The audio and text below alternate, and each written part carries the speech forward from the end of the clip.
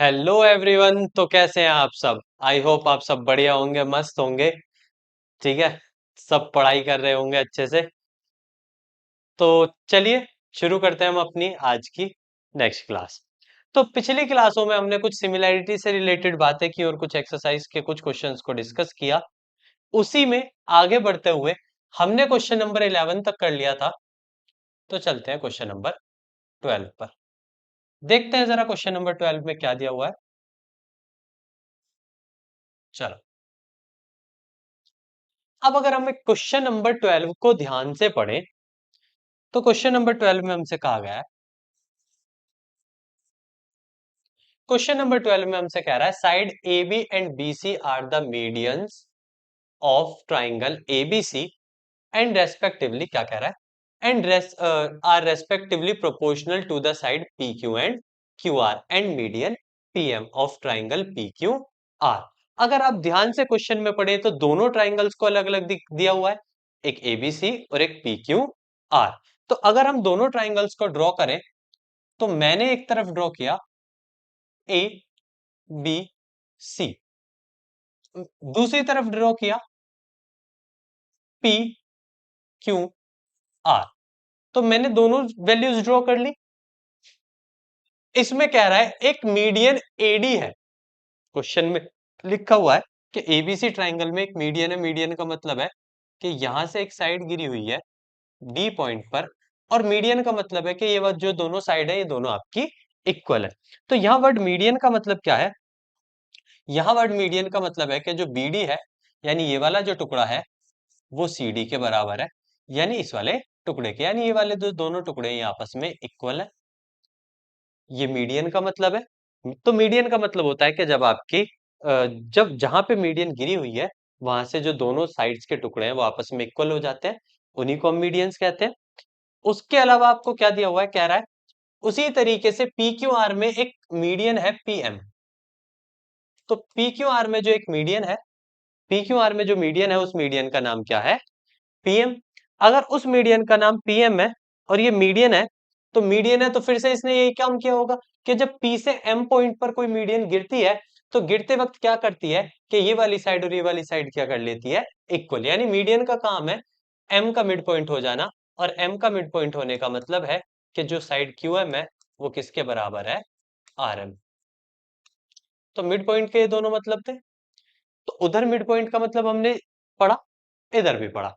अब जब दोनों जगह मीडियंस का मतलब पढ़ लिया, अब देखते हैं क्या करा रहा है। कह रहा है शो करो कि ट्राइंगल एबीसी जो है वो सिमिलर है ट्राइंगल पी क्यू आर के। उससे पहले आपको कुछ दिया हुआ है, जरा वो घूर लेते हैं। घूर ले, ठीक है। घूरने में तो कुछ जा ही नहीं रहा ना। देखो क्या लिखा हुआ है, लिखा हुआ है side A B B C और मीडियन ए सी जो है वो प्रोपोर्शनल है। किस किस साइड की? पी क्यू क्यू आर और मीडियन पीएम। अब प्रोपोर्शनल वर्ड का मतलब क्या होता है कि साइड्स के जो रेशियो हैं वो इक्वल है। ये हमने पढ़ा था, या तो सेम रेशियो कह दो या प्रोपोर्शनल कह दो। तो कहने का मतलब है उसका प्रोपोर्शनल वर्ड देने का क्या मतलब है, यहाँ पे सिर्फ इतना मतलब है कि जो साइड्स के रेशियो है वो आपस में क्या है, इक्वल। तो साइड्स के किस किस साइड के? ए बी साइड का रेशियो पी क्यू के साथ इक्वल है। फिर उसने साइड बीसी का जिक्र किया क्यू आर के साथ इक्वल है। फिर उसने साइड का मीडियन एडी का जिक्र किया किसके साथ, पीएम के साथ। ये वैल्यू है,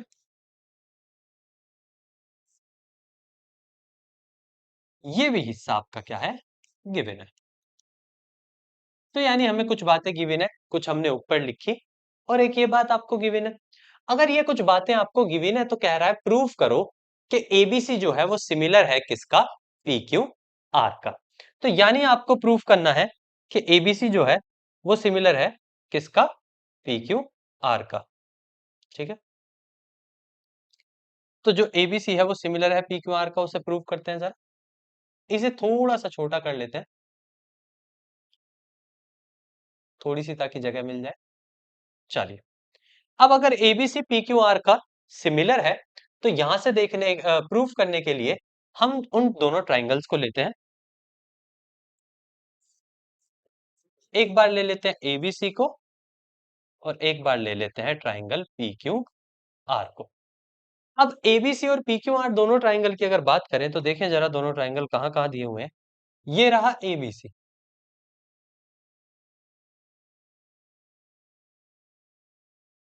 और ये रहा पी क्यू आर।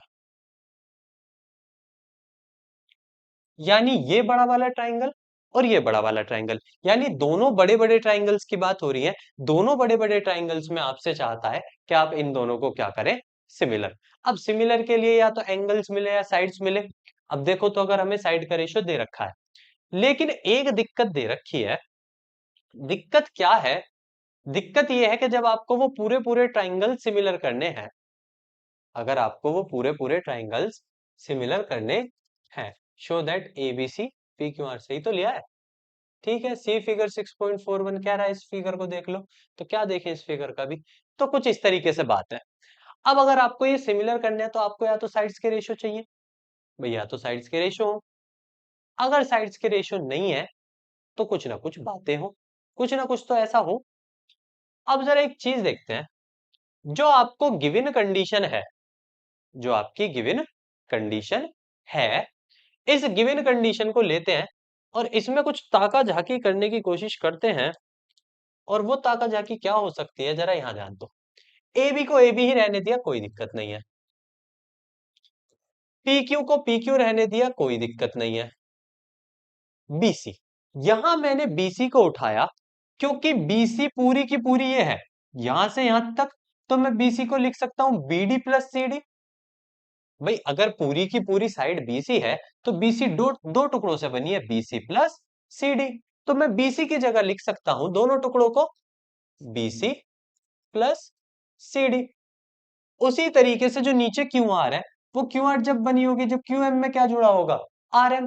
भाई क्यू आर पूरे दो टुकड़ों से बनी है, तो जब उन दोनों टुकड़ों को जोड़ा हो गया गया होगा तभी तो पूरी की पूरी क्यू आर बनी। तो क्यू आर कब बनी, जब क्यू एम में किसको जोड़ा गया, क्यू एम में प्लस किया गया एम आर कह लो या आर एम कह लो, आर एम। ठीक है, और तीसरी साइड को ऐसे ही रहने दिया, जो कि क्या है, एडी अपॉन पीएम। उसे ऐसे ही रहने दिया, एडी अपॉन पीएम को चेंज नहीं किया, उसको ऐसे ही रहने दिया। अब आपको पता है बीडी और सीडी आपस में इक्वल है। ये बी डी है, चलो। आपको पता है बीडी और सीडी आपस में इक्वल है, बीडी और सीडी आपस में इक्वल है। तो अगर बीडी और सीडी आपस में इक्वल है तो जहां बीडी दिया हुआ है, जहां सीडी दिया हुआ है, वहां क्या रख सकता हूं मैं, बीडी रख सकता हूं। तो कोई दिक्कत नहीं है, जहां सीडी दिया हुआ है वहां भी बीडी रख लिया। उसी तरीके से क्यू एम और आर एम इक्वल है, तो जहां आर एम दिया हुआ है वहां क्या रख लिया, क्यू एम। और ये हो गया एडी अपॉन पीएम। अब इन दोनों को जोड़ोगे, BD BD two BD,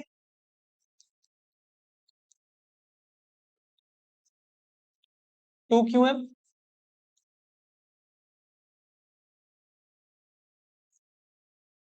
AD upon PM, ये तो ऐसे ही चल रही है ना, AD upon PM.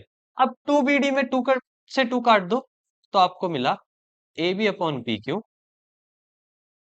B D upon Q M और ए डी अपॉन पीएम। लेकिन अगर आप इन साइडों को देखो, अगर आप इस साइड के रेशो को इसे ध्यान से देखो, एक्चुअल में ना ये एक इस छोटे वाले ट्राइंगल का बन रहा है और एक इस छोटे वाले का। यानी ये इन तीनों साइड का रेशो मिल गया छोटे छोटे के। अगर इन तीनों साइड का रेशो हो गया, तो मैंने क्या कहा है, अगर आपको सारी साइड्स का रेशो मिल जाता है तो आप एस एस एस सिमिलैरिटी से ये कह सकते हैं कि जो ट्राइंगल ए बी डी है वो सिमिलर है किसका, triangle A B D P Q M का। भाई अगर आपको वो छोटे छोटे दोनों ट्राइंगल्स की सारी साइड के रेशो मिल गया, अगर सारी साइड का रेशो आ गया, तो आप कह सकते हो कि भाई वो दोनों छोटे छोटे आपस में क्या है, सिमिलर। अब अगर सिमिलर है तो आप उनके सारे एंगल्स इक्वल ले सकते हैं। तो इन दोनों छोटे ट्राइंगल्स में मैंने क्या किया, मैंने इन दोनों छोटे ट्राइंगल्स में, छुटकू ट्राइंगल्स में, एंगल बी को एंगल क्यू के बराबर कर दिया बाई सीपीएसटी। एंगल बी बराबर एंगल क्यू कर दिया मैंने by C P S T. Angle B और एंगल क्यू बराबर कर दिए सीपीएसटी से। अब अगर एंगल बी और एंगल क्यू बराबर हो गए सीपीएसटी से तो उनका इस्तेमाल मैं यहाँ कर सकता हूं। तो मुझे ये सारी कहानी इसलिए करनी पड़ी क्योंकि मुझे कोई एक कंडीशन थी जो नहीं दी हुई थी। उसे लाने के लिए मुझे पहले उन दोनों छोटे छोटे ट्राइंगल्स को आपस में क्या करना पड़ा, सिमिलर। सिमिलर करके वहां से सीपीएसटी से मैंने एक कंडीशन उठाई और उस कंडीशन का इस्तेमाल करके अब मैं अपने क्वेश्चन को प्रूव करूंगा। तो एंगल बी बराबर एंगल क्यू लेने के लिए मैंने इतनी जद्दोजहद की, अभी अभी कैसे मिला ये प्रूव्ड होके। उसके अलावा दो साइडों का रेशियो आपको पर्टिकुलरली सही दिया हुआ था कि ए बी अपॉन जो पी क्यू है वो बराबर है B C upon Q R के। तो ये जो दोनों साइड का रेशियो था ये सही था। एडी और पीएम की हमें जरूरत नहीं थी क्योंकि हमें ट्रायंगल पूरे पूरे लेने हैं और पूरे पूरे में एडी बीच में आ रही है और इधर पीएम भी बीच में। अब वो दो बीच में आ रही है तो जब पूरे पूरे ट्रायंगल लेने हैं तो उन बीच वालों का काम ही क्या है, तो उन बीच वाली साइड्स का जब कोई काम ही नहीं है तो वो लेने ही नहीं है। बाकी दो मेरे परफेक्ट बैठ रही थी, वो गिवन हो गई। अब दो साइड का रेशियो और एक एंगल हो गया तो by S A S similarity, ऐसे सिमिलैरिटी होने की वजह से आप कह सकते हैं कि जो ट्राइंगल ए बी सी है वो सिमिलर है किस ट्राइंगल का, पी क्यू आर का। यही आपको प्रूफ करना था।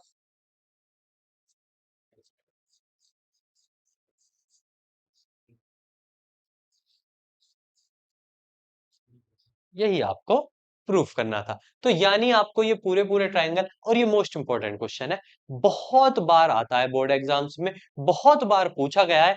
बिल्कुल अच्छे से प्रैक्टिस करके जानी है इस क्वेश्चन की, बिल्कुल नहीं छोड़ना है क्वेश्चन को। ठीक है, क्वेश्चन छोड़ने का कोई सवाल ही नहीं उठता। बेहतरीन करके प्रैक्टिस करना। बस था क्या कि हमें जो थे वो जो पूरी पूरी ट्रायंगल की साइड्स नहीं दी हुई थी।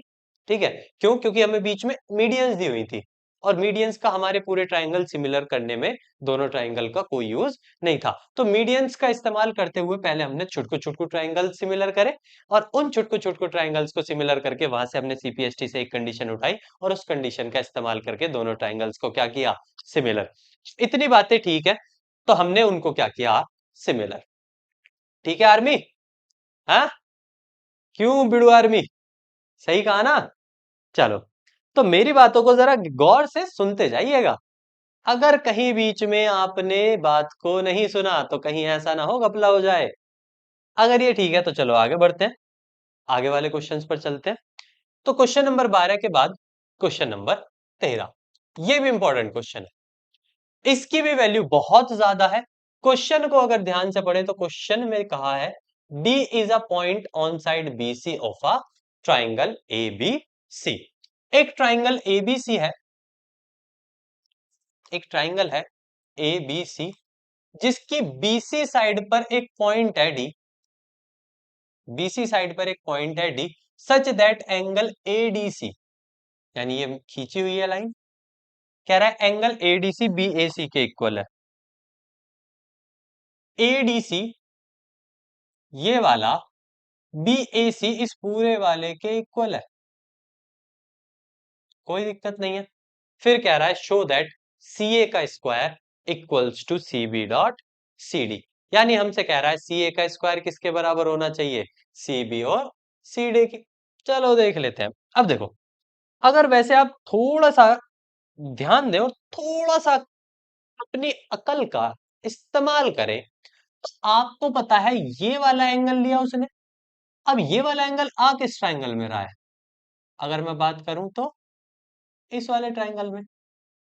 भाई जिस एंगल को उसने लिया है वो इस ट्राइंगल में आ रहा है, यानी इस आधे वाले में, जो राइट हैंड पर आधा हिस्सा है उसमें आ रहा है।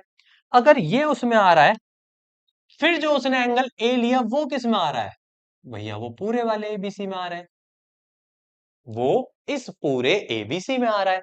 तो यानी जो जो ट्राइंगल उसने लिए, अगर मैं उनकी बात करूं तो वो ट्राइंगल्स कौन कौन से थे, तो एक तो उसने लिया एडीसी, क्या लिया उसने, एडीसी, और दूसरा लिया बीएसी। यही दोनों ट्राइंगल्स उसने लिए। अब उन दोनों ट्राइंगल्स को लेके उसने किया क्या, जो एडीसी में एंगल एडीसी था, एंगल एडीसी था, वो बराबर कर दिया किसके दिया हुआ था, एंगल बी ए सी के। तो ये तो हमें गिवन था, ये बात तो हमें गिवन थी भाई, एडीसी किसके बराबर है, बीएसी की। लेकिन अगर आप इस आधे छुटकू और इस पूरे छुटकू में देखो तो ये तो एंगल कॉमन है भाई, इस आधे वाले छुटकू को और इस पूरे वाले ट्रायंगल को देखोगे तो ये हिस्सा तो दोनों में आ रहा है। अगर मैं मार्क करूं तो ये वाला हिस्सा तो दोनों में आ रहा है। अगर ये दोनों में आ रहा है तो मैं कह सकता हूं एंगल सी बराबर एंगल सी कॉमन है। अब अगर दो एंगल्स इक्वल हो गए तो मैं कह सकता हूं भाई ए सिमिलैरिटी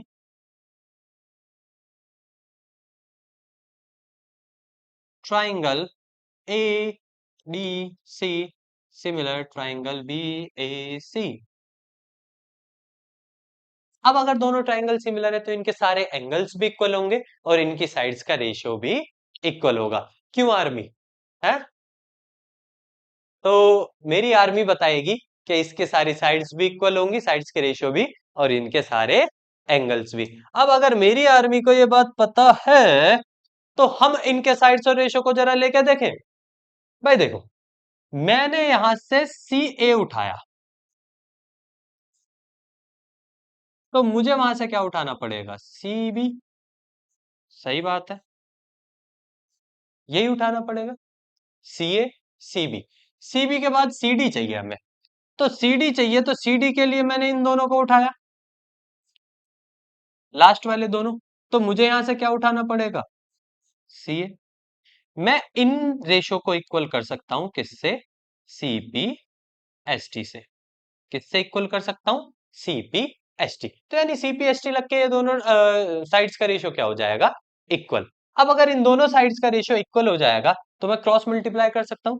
क्रॉस मल्टीप्लाई का मतलब है सी ए की मल्टीप्लाई सी ए में, तो सी ए की मल्टीप्लाई सी ए में होती है तो हो जाएगा सी ए का स्क्वायर, और इधर सी बी की मल्टीप्लाई सी डी में हो सकती है तो उसे लिख सकता हूं C B dot C D. देखना यही प्रूव करा रहा था क्या, है बिडू, क्यों मेरी आर्मी, बताना जरा, यही प्रूव करा रहा था क्या। यही तो प्रूव करा रहा था, अगर यही प्रूव करा रहा था तो कर दिया। सिंपल इजी क्वेश्चन है, और इजी के साथ साथ देखो बोर्ड के लिए बहुत इंपॉर्टेंट क्वेश्चन है, अगर आप उसे बस प्यार से समझ लें। अगर आप उसे समझ लेते हैं तो वो बोर्ड्स में आने के लिए बहुत इंपॉर्टेंट और इजी है। चलो, अब अगर बात करें क्वेश्चन नंबर 13 के बाद 14 की। अब question number 14 most important question है, उससे पहले जरा क्वेश्चन नंबर 15 को डिस्कस कर लेते हैं।